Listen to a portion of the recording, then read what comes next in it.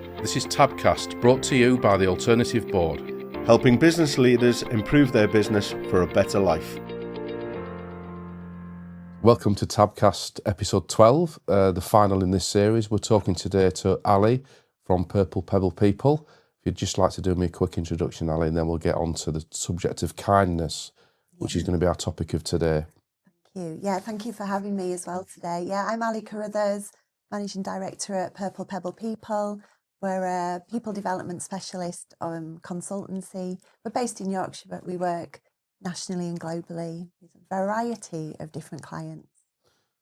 So tell me why is kindness important to you, and how does that fit in with the work that you're doing with Pebble People?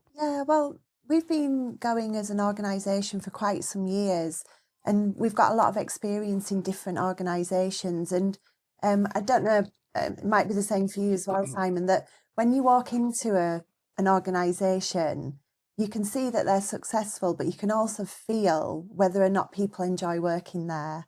And in my experience, one of the things that helps people enjoy working for an organisation is the way that they're being treated. Mm-hmm. And at the heart of that is kindness. Mm-hmm. So where I see the most success, where people really are involved in their organisation, is where at some part of them there is an essence of kindness. So what does kindness mean? So we were talking about this earlier, pre-recording, about the difference between being soft and being kind. Yeah. Explain to me what in your mind kindness means. Yeah. Well, for me, kindness isn't a weakness. There's a real power behind taking kindness into your interactions with people. So for me, it's about creating psychological safety for people in their workplace, which for those people who don't understand that phrase, it's where people can feel comfortable and open and ready to share how they feel, mm-hmm. their views, their ideas, their, what might you call it, like their consideration of a project idea, without feeling like it's going to come back on them or it's going to be used against them. So where I've worked in cultures where kindness is part of the essence, some people might call it compassion, empathy, all those words are in that culture. People feel that they can contribute without it coming back to them. So I notice in those organisations that there's more creativity, there's more opportunity for insight, and people generally just come to it feeling motivated that their part counts. That people are interested in what they've got to offer. So we talk about culture. Culture is a very broad term, isn't it, for business? And it can mean a multitude of different things. But when we relate it to people, what in your mind is so you'll have been in some organisations where you've seen some fairly toxic culture and some really nice culture. What's the difference? How do you identify the difference between this business has got a real toxicity about it and this business is working well with its people? Yeah, that's a really interesting. Gosh, that's a good topic for a future podcast. I think all in all. Yeah. Listen, before I set up Pebble People, I worked in a business that was then bought out by a sole owner, and with that, he brought a value, and one of those values was ruthless. And he said to me, as the head of people in the organisation, so how are you going to teach people how to be ruthless? And I said, I'm not.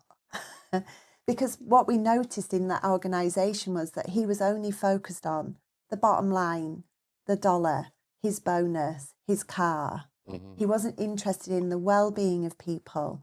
He wasn't interested in their ideas. He wasn't actually interested in them as humans. And therefore, that kind of built a culture where it's mistrust. If somebody's not interested in me, I'm not going to show up for them. Yeah. So if you then have to ask me to do something, teach people how to be ruthless, I'm not kind of going to jump in and do that.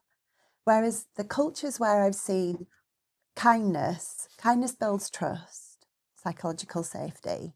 Where the cultures have trust in them, you've got people who are then willing to stand alongside the leader if they're about to take a risk or suggest a really big leap forward in a strategic way. Yeah. And we talk about leaders taking people with them. Yeah. Well, bullying culture-y, however we want to describe it. You said toxic, let's use that word.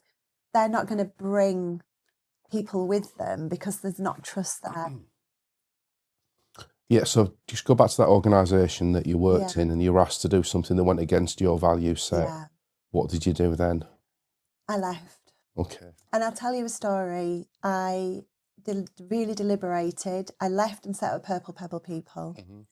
On the Monday, I handed my notice in, and 4 of the other directors in the organisation had handed theirs in by the end of the week. Not because of me, by the way, because I wasn't at their level, but people were leaving.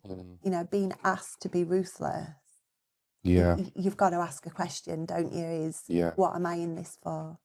Yeah. So I left. Okay. And there was a what might we call it, a tsunami of people who actually ended up leaving. And that happens sometimes, doesn't it, when businesses merge with different cultures? Yeah. And there isn't a fit. Yeah. Well, we hold loyalty to a culture. So even though on paper we can see when we bring 2 cultures together that that's going to be a good fit. Yeah. People hold loyalty to the previous way. So we have to be able to show them and help them find their way to a new sense of loyalty without feeling like they've been unfaithful. What's the difference between loyalty in that situation and being averse to change? That's a really good question.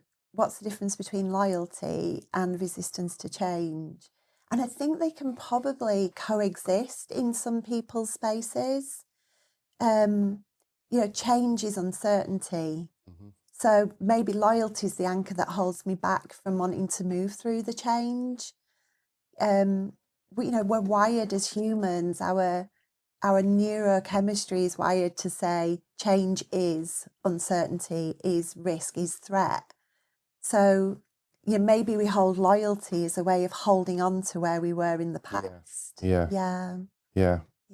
So talk to me about the work that you do when you go into an organisation and you've been asked by the senior leader that you need your help to bring a team of managers in to where he needs them to be. Just explain how you go about that and what happens. Yeah, sure. I will go in predominantly. I have a small team that work at Pebble People, but I'll predominantly go in and just do some investigation with the MD, CEO, whichever role they're holding, just to try and understand what change they want to see happening from any intervention, any support, and how that links to maybe a strategic step forward, or maybe some growth that they want to see from their leaders. Maybe they're already anticipating some years ahead and they're wanting those leaders to be ready for a step change. For an example, one of my clients knew that at some point in the future they were going to be wanting to sell on their business, but they wanted their leaders to be part of that sale. Yeah. So they wanted those leaders to be a good offering in that sale. So they were currently classed as head of, but they wanted them to be director level. Interesting. We brought that up in the last podcast. We were talking about getting a business ready for exit or an owner ready for exit.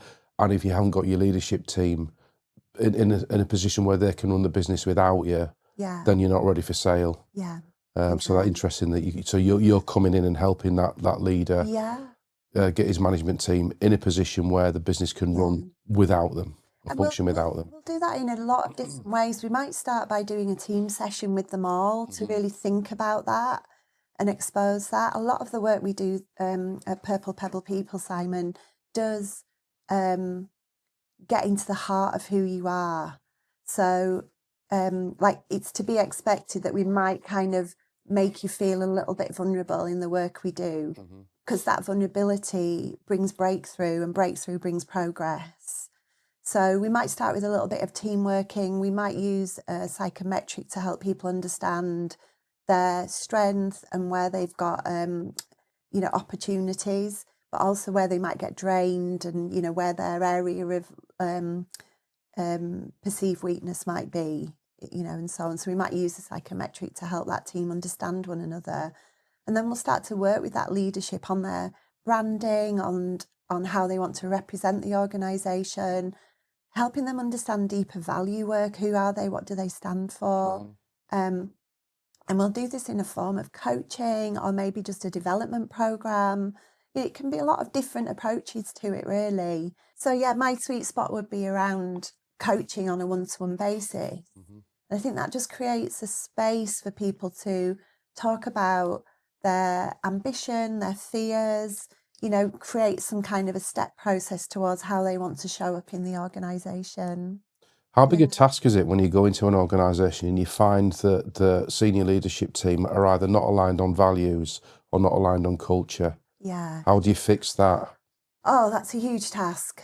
I have this going on at the moment, a company in Wales, and it's a legacy from a previous MD who was ruthless, who ruled through dictatorship, his way or no way. And actually now we've got to tease people from behind the stone, because they've hidden. Yeah. And they're not used to being asked for their opinion.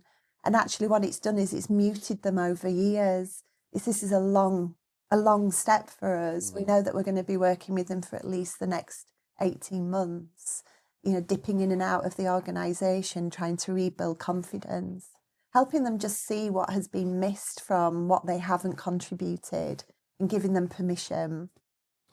And are the people you're working with in that organisation, are they getting a sense of freedom now, that's the freedom for expression that they didn't have before, and how's that making them feel? Some of the younger who haven't experienced this sort of 35-year regime, they're really ready. Some of the older, they really don't know how to be. So even just talking to them about some management essentials, how to do appraisals, they haven't done that in the organisation because it wasn't deemed as important. You just do what I say, so why should I appraise you? Yeah. So really kind of helping them. The first step is that we went through with them was to see if there was an appetite for this. Did they want to create a new culture in this organisation? And some of them used it as an early retirement option. Yeah. And I'm working with, it's a globally owned company, and I'm working with the global HR director in support of that site. And you'll get that with people that if they've been in that organisation for a long time, you'll have seen, I'm guessing, an element of institutionalisation. Yeah. And they just don't know how to work differently. No, they don't. Yeah. We had a couple of them come on a week-long programme earlier, at the end, I should say now, of 2025. And they were astounded because they'd never done any personal development in their career. I just mean none. Yeah. They'd done lots of process, they'd got all of their key industry standards to keep them safe, but they'd never even been taught how to have a conversation with somebody. It was all just tell and do. Yeah, and that element of kindness we're talking about there, that's something that's not being soft. That's supporting your staff in the right way to enable them to develop and grow in their position. So I had a similar experience actually of the business I worked for quite a number of years. There was no personal development. Right. It was zero. There was no external support. There was no internal mentorship. The mentorship was just sitting down and chatting with the MD and doing it his way. Yeah. And I, when I first started working with TAB as a member and working with a coach, I was quite cynical about the whole thing. I thought, how can this possibly work? Right. But a massive element of personal development came out of that. Yeah. Good. Yeah, so I can understand exactly where you're coming from when you say that element of support that goes beyond just the role and the tasks of the job that you're doing is huge for people. Yeah. Yeah, absolutely is. When we think about kindness, I've over the last 9 years, I'm always kind of now using the pandemic as a little point in time, and I go, was it before 2020 or not? So it was before. And I have asked the CEOs, some of the MDs that I've worked with, how would it feel for you to be described as a kind leader? And a lot of people are kind of a bit affronted. You see it in their body language that it would be a weakness. And I do think that people are exploring kindness as a way of leading more, because it doesn't mean that I am passive. It doesn't mean that I don't challenge you. It doesn't mean that I don't give you strong feedback or create disruption. It doesn't mean that. It just means at the heart, I'm thinking about you in the situation. And there's a lot of research that says that if I'm a kind leader, not solo, but just as if I'm a kind leader, it brings a dopamine hit. I get an oxytocin hit. They call it a helper's high, right? Yeah. So actually, I'm benefiting personally in my body. I'm benefiting from showing some kindness towards you. Yeah. And it's relational. And when we've got relational, we're building trust. Yeah. And trust, as I said earlier, helps take people forward. So what's not to like about at least thinking, how can I bring kindness into our culture? Yeah, and you hit on something there, and that that element of we're both working in similar fields in coaching. Much maligned word, unfortunately, at the moment, business coaching, but that element of the feel good factor that you get from helping people, just from a coaching point of view.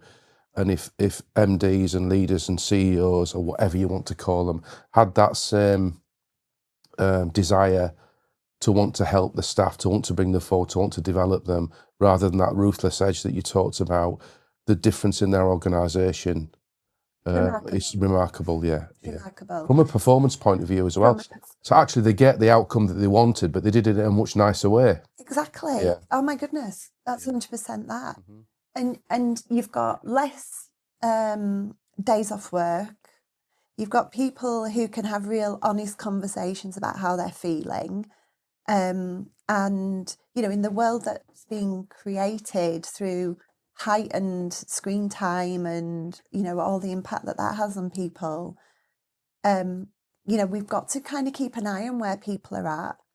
We're also learning about neurodiversity, different needs that people, we're trying to make workspaces more inclusive. And kindness is really kind of just sitting there. It's like this little hidden superpower that leaders can turn on really easily. And it isn't a transactional thing. You don't give kindness to receive it. Some people won't give you it back, and that's fine. But you're showing up in your truest sense of your values. Yeah. And that is kindness, isn't it? Not wanting to help somebody without the need of needing something back in exchange. Exactly. Yeah, exactly. Yeah. I heard a really great story and have used it since I've kind of heard it.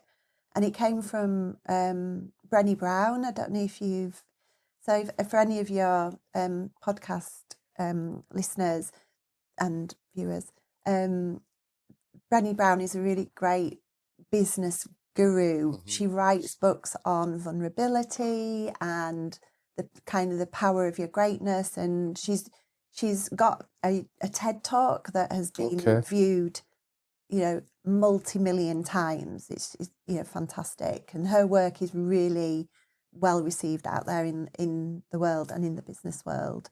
And she tells the story of that when you meet somebody, you invisibly give them a jar. And every time you make a personal connection to them, every time you remember something about that person, oh, how was your weekend? You drop a marble in the jar. If I remember the name of your dog, you drop a marble in the jar. If I ask you how you are on a morning and not just walk past you, you drop a marble in the jar. And the fuller that this jar gets, the more trust is present. If you've got a couple of marbles rattling around, if that leader then has to ask me to do something, I'm going to kind of, yeah, no. But if I kind of pick it up and go, oh yeah, there's worth here. Yeah. And that's me, kind of echoes the kindness, like the jar is kindness, is I'm just connecting with you. Yeah. Okay. So leading on to Kindness and Kindness & Co. Yeah. So tell the listeners what Kindness & Co. is. Yeah, so about 6 or 7 years ago, I was sat thinking about my own business strategy, thinking about the Pebble in Purple Pebble people, which is about the ripple effects that we create through supporting businesses, with the ambition of making the world more relational, and relational focused. And I was thinking about it, and a little idea came in, and when that happens, then it suddenly becomes a bigger idea. And I hunted and hunted for somebody to help me with the idea. And it was only just over a year ago, December 24, that I found somebody who understood what I was trying to do, which was to create a kindness culture. And initially it's through the clothing that you wear. So Kindness & Co. is an online clothing brand. You wear the clothing as a way of indicating that you're a kindness advocate, kindness ambassador, a kindness champion. In fact, our strapline is be rebelliously kind, be an activist around kindness. And with the bigger intention of creating a kindness culture that people can start to buy into, where we do kindness events, where we go and help, in organisations, it's CSR type of, corporate social responsibility kind of stuff. And with some help for some great people, we got the first order out in August last year. And as you check out, you contribute a proportion of the profit of that item, and you can choose from 3 charities that we've chosen that are on there. Do you want to name check the charities? Yeah, I'd love to. So there is Mind for Mental Health. So I was trying to kind of think about kindness organisations, because all charities are kind, right? But so there's Mind for Mental Health, there's Centrepoint for homelessness in under 25s. That just breaks my heart. And there is Re-Engage, who are they want to reduce loneliness in elderly. I lost my uncle partly because of his loneliness. He attempted to take his own life, and subsequently he died from that. And and so it was a real trigger. He was just isolated, so even phone calls from me, visits, it just wasn't enough. And if he'd have known about somewhere like Re-Engage, that would have just made a difference. So they're doing some great work. They've been around 65 years, so they're not a new charity. So they're on there as well. And if you go to the website, you can read stories about all the charities and learn more about them. So as you check out, you decide where 25% of the profit goes to one of those organisations. Well, that's 25% of the gross profit. Of the gross profit. Yeah. Yeah. But the idea is then that you become part of a community. The app is just about to launch this year, where you become part of a community, where you share kindness stories. Because the idea is that we're trying to create a kindness movement. The clothing in the end becomes the token, not the thing. Yeah. Does that make sense? It does, yeah. Yeah, and that's the ambition, and I'm just going to see where it goes. Okay. Yeah. So this year we're going to kind of have a really good look at the business plan, really clear look at, we've tested the water a little bit. Hopefully we'll do a bigger launch sometime this year where we'll get the charities there and we'll do an event. Just tell me where people can find your website. Yeah, the website is kindnessandco.co.uk. Okay, Yeah. so if they want a new hoodie, new T-shirt, and they want to contribute, that's the place to go. That's the place to go. Yeah, that's exactly it. Thank you. So going back to coaching, let's talk a little bit about coaching. So we're both in that field, but as we've talked earlier, quite different in our approach and what we coach people on. Yeah. Explain to me what you get from a coaching relationship rather than the coachee. Oh, goodness. Wow. Well, sometimes I get emotional and I have to take things to supervision. They won't see that. But so sorry for your listeners. When as a professional coach, I also have a coach who supervises me, and they don't coach me, but they hold supervision around me. So if anything gets brought up in a coaching relationship, I don't necessarily, I might be emotional on the inside, but I'm not necessarily showing that with the person. But I might need to just unpick it because it's had a personal impact on me. Yeah. We've all got history, and sometimes people can be talking about things that feel close to the bone. So how do you do that? So one of the things I find when I'm coaching is you're invested in that person, and if you're working with 14 or 15 people at a time at the moment, each one of those you're invested in. You are. You feel the pain, you feel the struggle, and how do you disassociate yourself from getting too emotionally involved in their story? I think that's just come from experience and knowing that the conversation isn't about me and my emotions. So I can be kind and I can say, you know, God, that's really impacted me. You know, what you've just talked about, God, I get a real sense of it.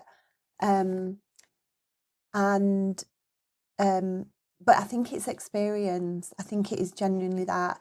You know, I'm a level 7 qualified coach, and that's 22, 23 years ago that I qualified. So that experience and the amount of people that I've coached in that period of time, I think through coaching supervision as well, is you just learn the techniques for holding that space. Yeah. So I think that's just how it is really. It's just that I just know how to do it through my experience. So one of the things that I feel very strongly about is that people are working with the right coach. Yeah. Because there's so much choice out there now. So many different fields of coaching, different people with different experiences. Yeah. How do you decide whether the person that's in front of you that you're talking to, that maybe you've contacted as a prospect or they've contacted you, that you're the right person to help them? Yeah.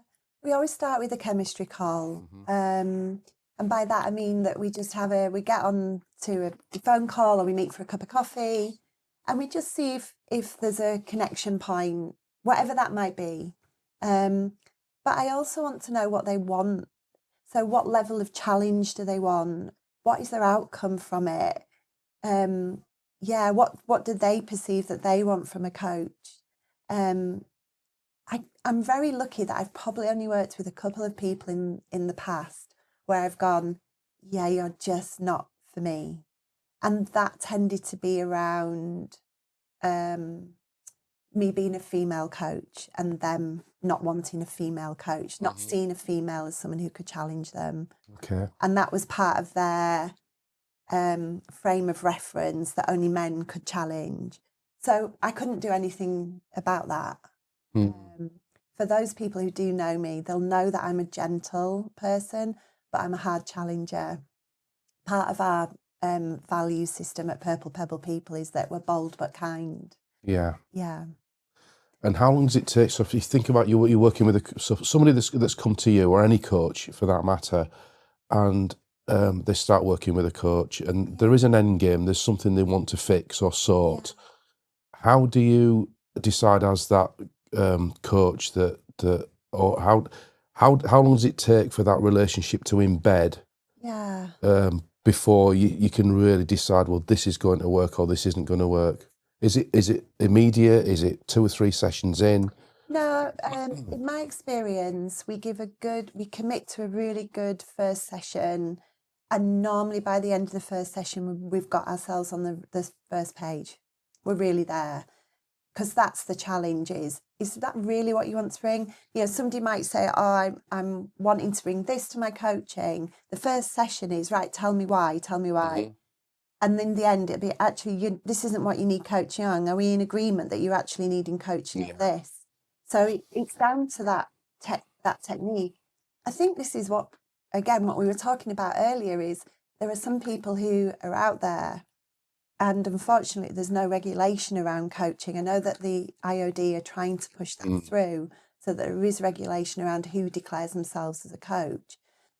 But I do think that my point there is that I do think that some people, they think that they're going to just follow a pattern in coaching, when really it's about listening. And it's not just listening to the words, it's listening to everything that's being said through body language, tone of voice.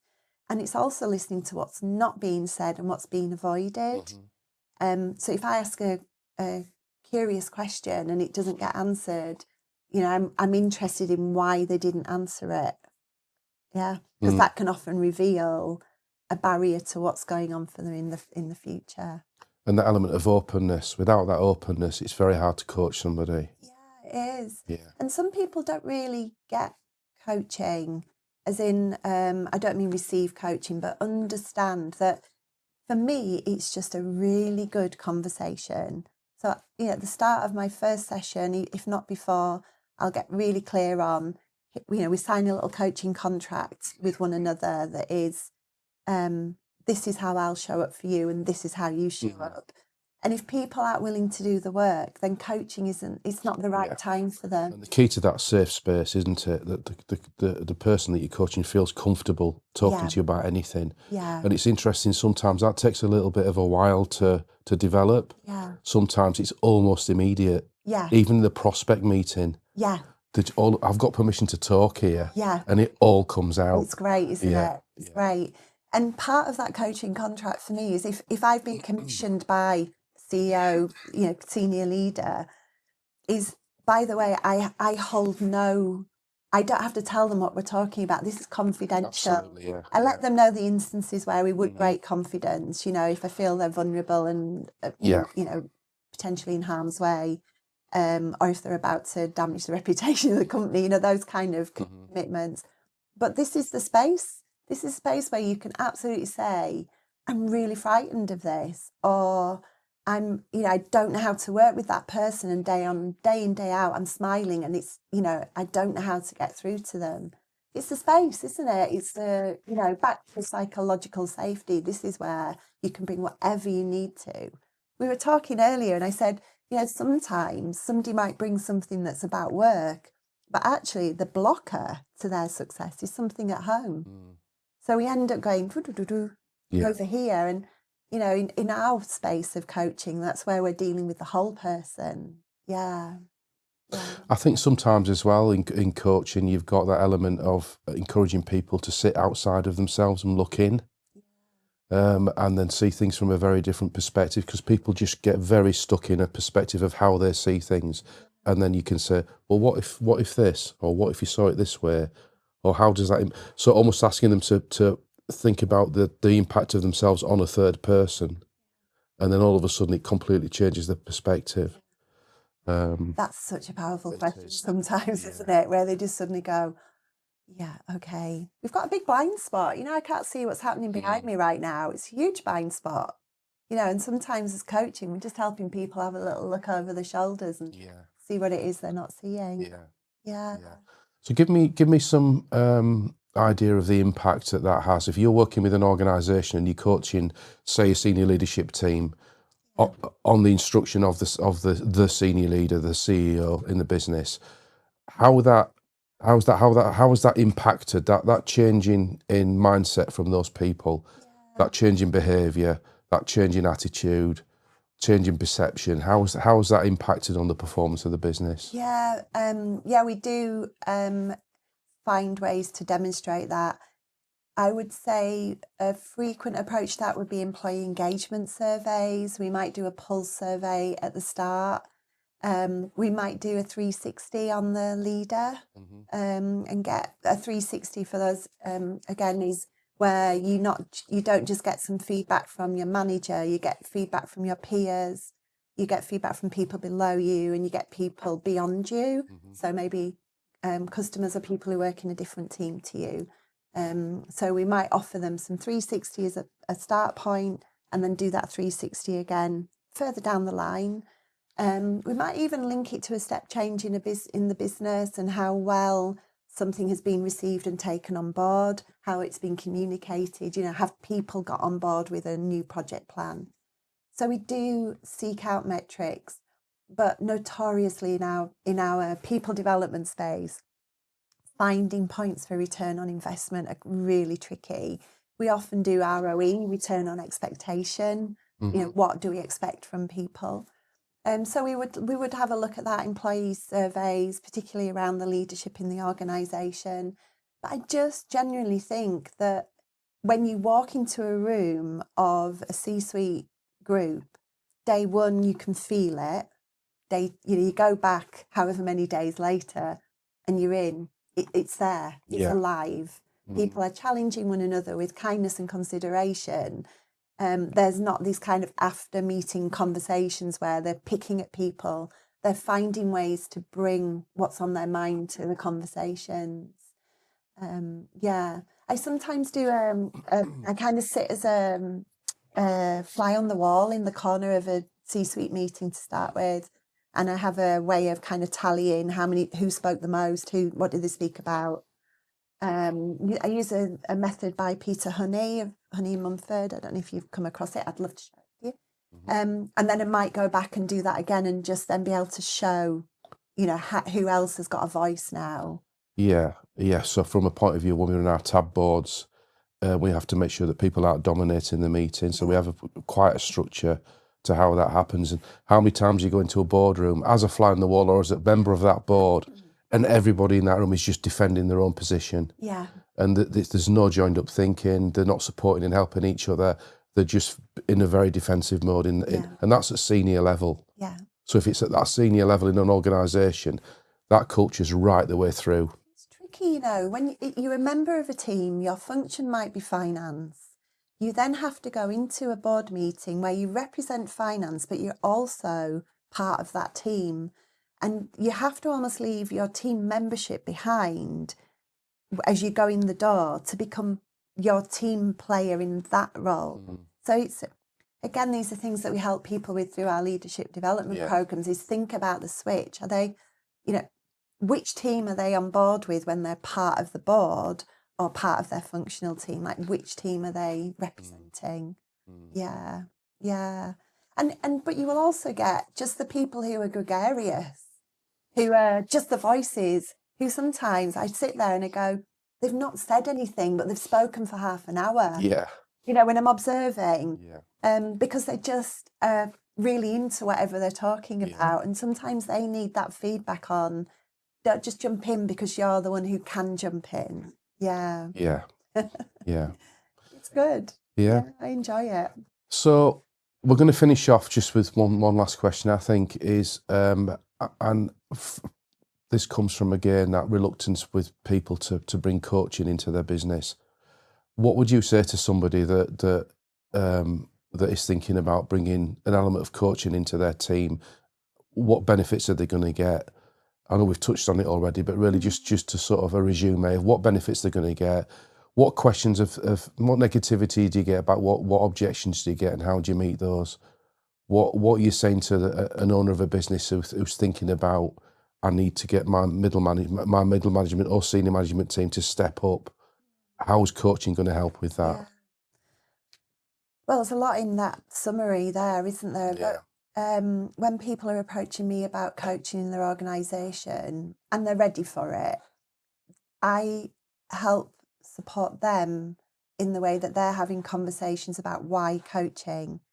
Because I think sometimes coaching is seen, and I do think this has changed a lot in recent years, but has been seen as a fixer. Whereas I don't see coaching as fixing. I see it as an opportunity for a space for breathing.